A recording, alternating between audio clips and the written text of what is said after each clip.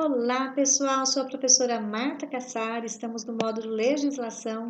Hoje vamos estudar o parecer do Conselho Municipal de Educação de Sorocaba. Nós temos nesse módulo muitos alunos que são de fora de Sorocaba, outros municípios aqui da região metropolitana.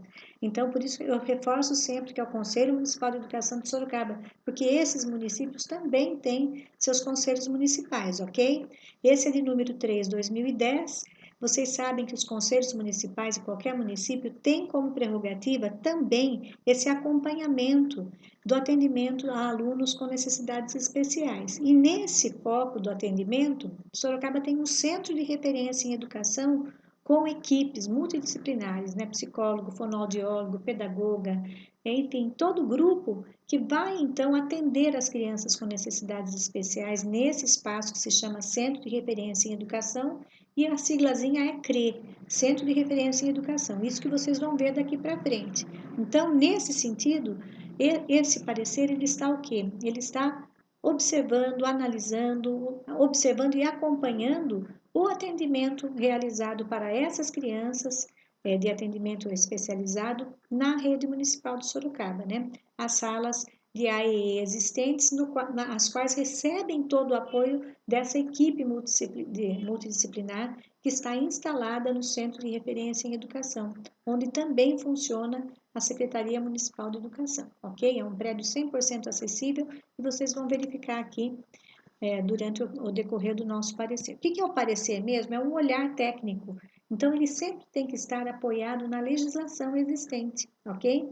E como introdução, ele fala que esse Conselho Municipal já tratou dos assuntos na deliberação 2/2008 e na indicação 2/2008, as quais nós já estudamos, que fala das diretrizes e normas gerais de atendimento aos alunos da rede municipal de Sorocaba com as necessidades educacionais especiais. Aí ele fala que nesse parecer, em cumprimento àquela função que eu disse inicialmente, ele acompanha a ação da Secretaria Municipal de Educação no tocante ao atendimento aos alunos em referência, ou seja, esses alunos especiais, né, os alunos que têm esse atendimento especializado, desde 2009, quando inaugurou esse centro de referência, ou seja, em 2010 eles vão fazer um olhar, como é que está indo, né? Houve um investimento do dinheiro público para atendimento especializado e como está indo. Então, vamos ver aqui, tá? Inicialmente, ele vai sempre se apoiar em toda a base legal. Ninguém dentro do Conselho Municipal de Educação traz algo criado por ele próprio. Sempre ele vai criar em cima da legislação existente, porque é a prerrogativa de qualquer conselho. Fazer valer os direitos que estão já constitucionalizados, né? Ou seja, viraram lei.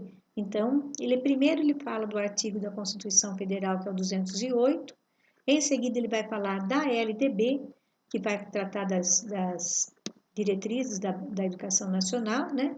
Vai deixar reforçado que o poder público adotará alternativa preferencial como alternativa à ampliação do atendimento aos educandos com necessidades especiais na própria rede pública, independentemente dos apoios das instituições que já apoiam, né? Existem muitas instituições que trabalham, por exemplo, com a criança surda, com a criança cega, com essas deficiências que existem.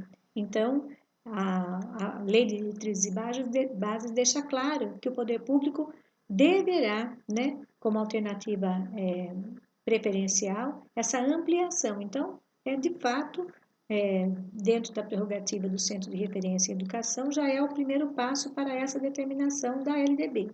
A Política Nacional de Educação Especial da Secretaria de Educação Especial do Ministério da Educação, na perspectiva da educação inclusiva, em 2008, traz como diretrizes os sistemas educacionais e a organização dos serviços e recursos da educação especial, de forma a complementar o ensino regular como oferta obrigatória e de responsabilidades dos sistemas de ensino. Então, essa política nós temos uma videoaula sobre a educação inclusiva, né? A UMEC, tendo esse olhar da educação inclusiva para as crianças especiais. Então, traz ali todas as diretrizes para esse atendimento. E aí ela vai trazer para a gente, né? Esse parecer vai trazer essas conceituações que nós já vimos em outros documentos. Os alunos com necessidades especiais são aqueles que têm impedimentos a longo prazo de natureza física, intelectual, mental e sensorial, como nós já vimos, né?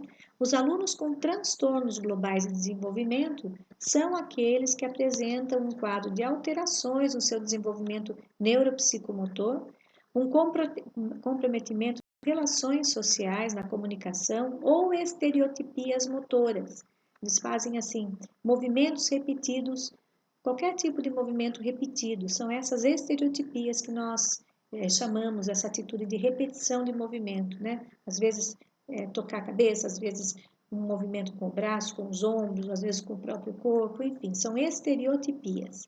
Incluem-se nessa definição alunos com autismo clássico, com síndrome de Asperger, com síndrome de Rett, com transtorno degenerativo da infância, que podem ser as psicoses, e os transtornos invasivos sem outra especificação.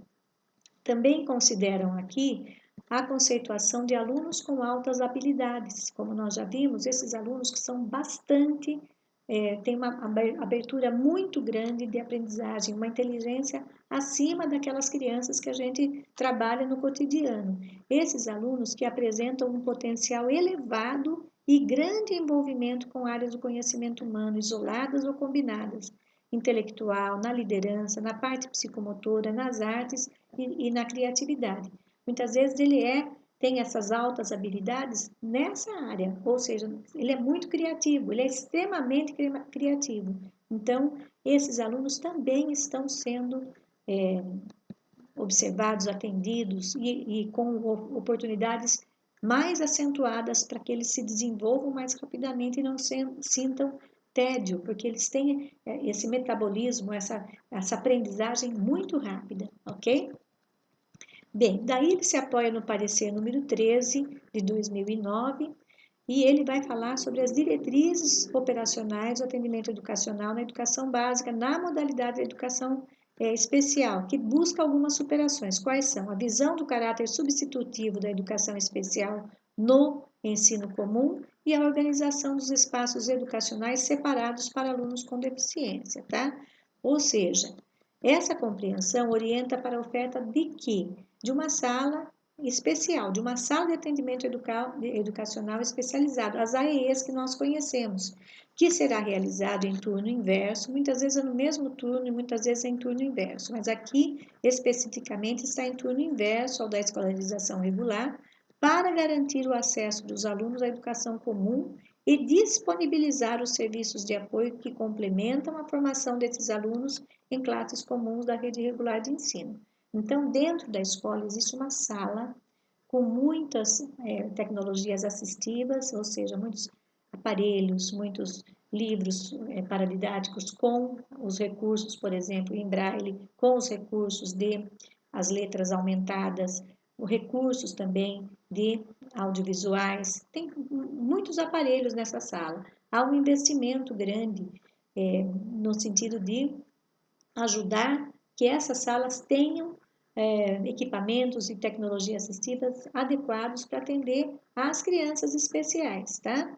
Portanto, nesse parecer, fica muito claro que as crianças vão estudar no tempo normal, no que nós entendemos sobre educação inclusiva, na sala, junto com todas as crianças e desenvolvendo aí os seus potenciais sociais, cognitivos, motores, etc.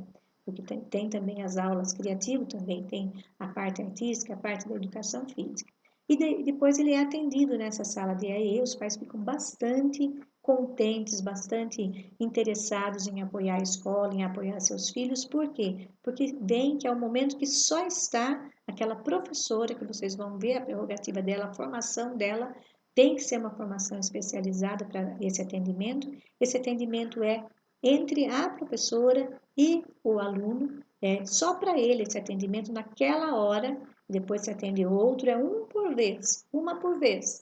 E aí sim, esses registros do desenvolvimento dessas crianças. Isso é muito importante para que a gente consiga dar esse apoio para as crianças ampliarem o seu rol de conhecimentos.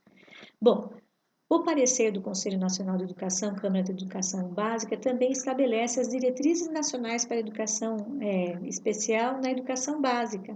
E aí tem a indicação 70, tem a resolução 4/2009, e da análise de tais documentos depreende-se que as escolas dos diferentes níveis de ensino deverão contemplar onde, sempre no projeto pedagógico, recursos e serviços educacionais especiais que propiciem a relação ao ensino regular. De que forma? Dando apoio por meio de materiais pedagógicos que são necessários à aprendizagem, à comunicação, como utilização de linguagens e códigos aplicáveis e à locomoção. Esses códigos aplicáveis, essas linguagens diferentes são as linguagens em braille, a linguagem em libras, ou seja, esse apoio deve acontecer. Também deve acontecer a complementação e a suplementação em período diverso das aulas, contar com a atuação de instituição profissional especializada na referida deficiência para a medida necessária complementar a ação pedagógica. Portanto, aqui a escola também conta com os pais encaminharem para aquelas instituições que são parceiras do poder público. Alguns pais com uma possibilidade melhor até financeira também fazem esse apoio complementar e essa suplementação em clínicas particulares. Acontece muito também, né?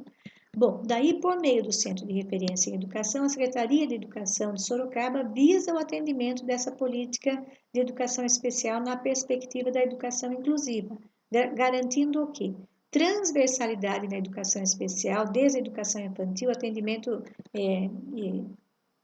educacional especializado, continuidade da escolarização nos níveis mais elevados de ensino, formação de professores para o atendimento educacional especializado e também dos demais profissionais da educação no tocante à inclusão escolar. E participação da família e comunidade. Lembrem que essa questão da gestão democrática é muito forte e muito importante também quando se diz, quando se fala em inclusão. A acessibilidade urbanística,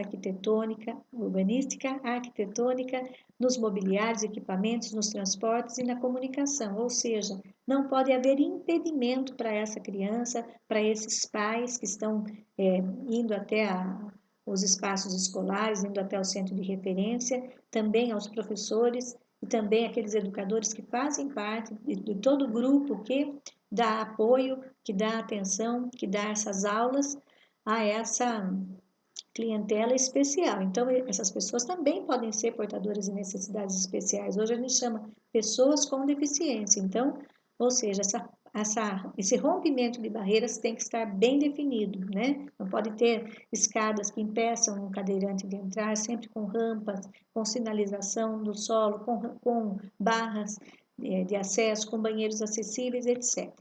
E também a articulação intersetorial na implementação de políticas públicas, ou seja, essa articulação depende de sempre diálogo com outras secretarias para que esse aluno seja atendido em sua integralidade, tá? Em seguida, o nosso parecer traz um histórico do Centro de Referência em Educação, do qual eu participei desde o início, desde o pensar da planta, né? Eu era chefe de divisão de educação básica nessa época lá na Prefeitura Municipal de Sorocaba. Bom, a inovação no setor educacional, o projeto do Centro de Referência em Educação Dom José Lamberti contou desde a concepção, execução e implantação das ações com a orientação de um instituto que se chama Paradigma.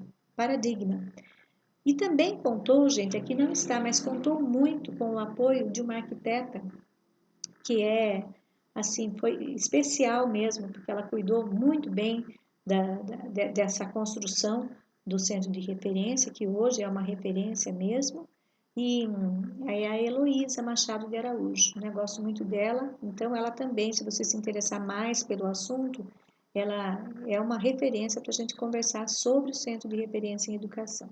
Então, esse espaço constitui-se num espaço moderno. O Centro de Referência ele compõe-se de uma estrutura física de mais de 2.000 metros quadrados, 100% acessível, então ele foi pensado sempre para o cadeirante poder abrir uma janela, acender uma luminária, ir ao banheiro sem dificuldade nenhuma, ter sinalização no chão para as pessoas que são cegas, ter toda uma leitura em braille de onde a pessoa vai se dirigir logo na entrada, enfim, as marcações das portas, dos locais onde são as salas especiais, todas com sua marcação já definida em braille também. Dessa forma, da área externa aos ambientes internos, as instalações foram programadas para permitir acesso a todos os ambientes do prédio e às pessoas com as mais diversas necessidades. Ele foi criado em 2009, naquela época a secretária da Educação era a professora Maria Terezinha Del Cister e tinha toda uma equipe muito boa que trabalhava para que se consolidasse essa ideia, tá? O Centro de Referência em Educação de Sorocaba conta com assessoria multidisciplinar para tornar-se uma referência nacional na área e promover e garantir a educação de qualidade para todos, que é o trabalho não só relacionado às crianças especiais, é relacionado como política pública, promover a educação de qualidade para todos. Lembrem disso. Bom, de acordo com o documento interno, o Centro de Referência propõe-se a oferecer acessibilidade, criar mecanismos de orientação aos parâmetros de acessibilidade arquitetônica nos espaços urbanos da cidade, viabilizar o acesso e permanência do aluno na escola com qualidade, por meio da construção e mobilização de instrumentos, ações e recursos pedagógicos. Portanto, a palavra acessibilidade não se resume apenas ao centro de referência, mas também viabilizar o trabalho nas escolas para que todas não tenham impedimento desse aluno chegar, permanecer e sair no dia a dia. Formação. Contribuir também é uma prerrogativa do centro de referência. Contribuir para a formação da comunidade escolar em relação ao exercício da diversidade em convergência com as políticas de formação da SEDU. Portanto, sempre trabalhar com essa formação, com toda a comunidade escolar, que envolve todos aí, né? Professores, alunos, pais, etc. Fazer a gestão do conhecimento e informação, no sentido de criar mecanismos de gestão do conhecimento, contribuindo para quê? Para a sustentabilidade do centro de referência, desenvolver estruturas de gestão da comunicação interna e externa, criar mecanismos de gestão de informação para captação, armazenamento, qualificação e divulgação. Isso com o uso do quê? Da tecnologia, né? Dos computadores, criar, então, buscar informações das escolas, transformar essas informações em metas para essa evolução do aprendizado das crianças e etc. Gestão de parcerias. Ampliar e fortalecer a rede de parcerias, considerando a sinergia de recursos e serviços que essas mantêm com o foco estratégico no centro de referência, considerando as ações de prevenção, inclusive a triagem, como foco principal nessa frente de trabalho. Ou seja, desde a chegada dessa criança, uma boa triagem, né? Um bom olhar sobre todos os aspectos dessa criança e essa instituição que é parceira pode colaborar muito com isso no diálogo, na remessa já de escritos, de documentos, de relatórios existentes já a respeito dessa criança, tá? Gestão de políticas públicas. Contribuir na construção, acompanhamento e análise dos indicadores de gestão de qualidade na educação em consonância com a Secretaria da Educação, otimizar e fortalecer os canais existentes entre a Secretaria da Educação e os demais órgãos públicos para atender às demandas da comunidade. Aqui em Sorocaba, a Secretaria da Educação tem essa sigla, SEDU, tá? O Centro de Referência em Educação, o CRE, atuará não apenas junto aos alunos com necessidades especiais, isso é muito importante, mas também a todos que apresentem dificuldades de aprendizado, identificando as causas e auxiliando. Quando a gente fala, né, nesse parágrafo, a gente entende que o Centro de Referência é para todos, porque todos em algum momento vão apresentar dificuldades do aprendizado, né? Assim como é uma questão natural de qualquer ser humano. Existem mecanismos cognitivos que, às vezes, eles não conseguem fazer as ligações necessárias para o aprendizado de determinado tema cognitivo, de determinado tema motor. Então, aqui fica claro que o centro de referência atuará não só com os alunos com necessidades especiais, mas com todos que tenham dificuldades. É uma parte muito rica esse parágrafo. Na implantação do atendimento educacional especializado, as salas de AEE, nos termos do parecer do Conselho Nacional de Educação, A rede municipal de ensino de Sorocaba foi dividida em polos naquela época, nas diferentes regiões geográficas do município, onde foram instaladas salas de recursos multifuncionais com um professor responsável. Hoje, os polos têm muitas salas e aí se estendeu bastante, porque isso tudo nós estamos falando aí de 2009, não é? De 2010. Então, nós temos 10 anos, hoje nós estamos em 2020. Então, vejam que as coisas progrediram bastante. Tais salas constituem-se em espaços da escola onde se realiza o AEE, que é o atendimento educacional especializado, como nós falamos.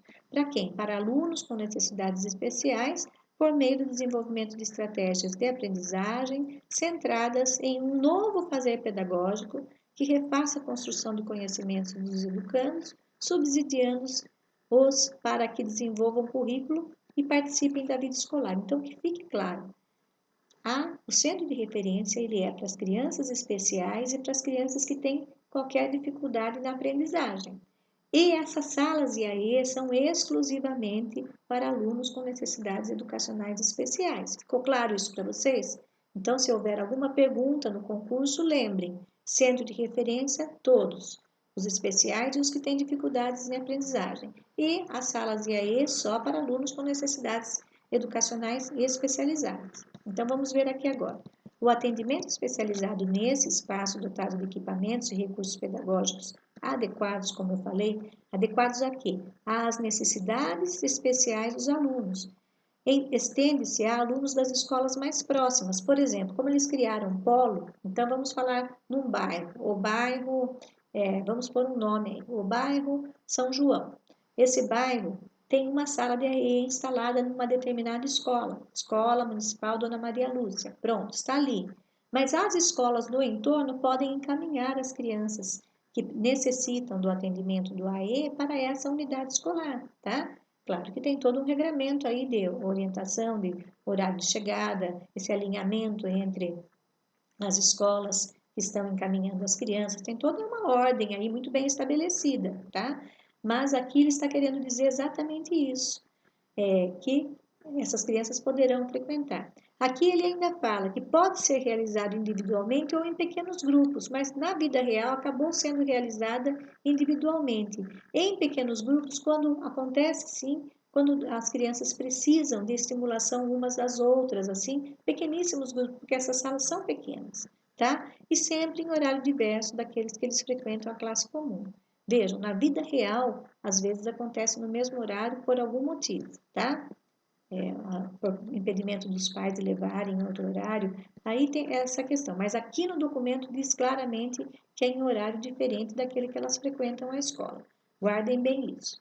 A equipe multidisciplinar dos profissionais do centro de referência, composta por gestores, educadores, assistentes sociais, psicólogos, terapeutas ocupacionais, fisioterapeutas e professores itinerantes, faz o atendimento local, priorizando o trabalho itinerante com visitas periódicas às escolas, atendendo às demandas sociais, pedagógicas e psicológicas. Então, o que é que essa equipe multidisciplinar vai fazer? Vai visitar essas escolas, atender em loco, né, as escolas que estão com as crianças, para atender às demandas sociais, pedagógicas e psicológicas dos alunos. Por quem que é formada? Por gestores, que são aí gestores do desenvolvimento que existem na Secretaria Municipal de Educação, por educadores, que são os professores e outras equipes necessárias para tanto, por assistentes sociais que estão instalados lá no centro de referência, psicólogos, terapeuta ocupacional, fisioterapeuta e também professores que vão dar esse apoio, claro que com formação. O mapeamento inicial dos alunos com base no censo escolar de 2009 cadastrou alunos indicados pelas escolas, daí eles identificaram deficiência auditiva, deficiência mental, visual, física, deficiências múltiplas, condutas atípicas, altas habilidades. Então, como é que começou o trabalho? A partir do censo escolar, existiam essas crianças? Sim, nós já sabíamos, existiam outros espaços já da rede municipal que atendiam essas crianças, porém pequenos e em número menor de profissionais. O centro de referência veio a aumentar esse número de profissionais, tá? E aí o que acontece? Com esse dado do censo escolar de 2009, então, aí passou a ter o gerenciamento dessas informações e o desenvolvimento de processo de aprendizagem desses alunos a partir da criação de um cadastro eletrônico, ou seja, essas informações vieram para o computador e aí o esforço desta ação tinha como objetivo assegurar o cumprimento dos objetivos e assumir o desafio de integrar, por meio do centro de referência, todos os recursos e serviços disponíveis na cidade que possam contribuir para o desenvolvimento dos alunos. Então, o centro de referência, ele abriga também, além dessas salas e desses profissionais, um anfiteatro, que é um espaço grande com 200 cadeiras para palco, sonorização, ar-condicionado. Ele tem assim todo o conforto para quê? Para sediar formações dos professores, esse trabalho, dar condições para eles, principalmente no tocante a que eles melhorem a qualidade da educação através dessa formação, e também há um espaço livre ali, também um espaço ao ar livre para outras apresentações, tá? Ultimamente tem sido muito usado também esse espaço. E, finalmente, o Conselho conclui que essa comissão de conselheiros, em cumprimento às funções do Conselho Municipal de Educação, como nós falamos inicialmente, que é acompanhar o desenvolvimento dos alunos especiais, reconhece o trabalho do desenvolvimento da Secretaria em desenvolvimento da Secretaria Municipal de Educação, que contempla, sim, a Política Nacional de Educação Especial na perspectiva da educação inclusiva, bem como a legislação específica em vigor. Então, de lá, de 2010 para cá, outras legislações já temos acerca do tema. Então, sempre essa incorporação ao trabalho no centro de referência. Gostaram dessa aula? Então, vamos fazer o simulado, gravar bastante o aprendizado. Se quiser, assista novamente. Espero ter contribuído. Tchau!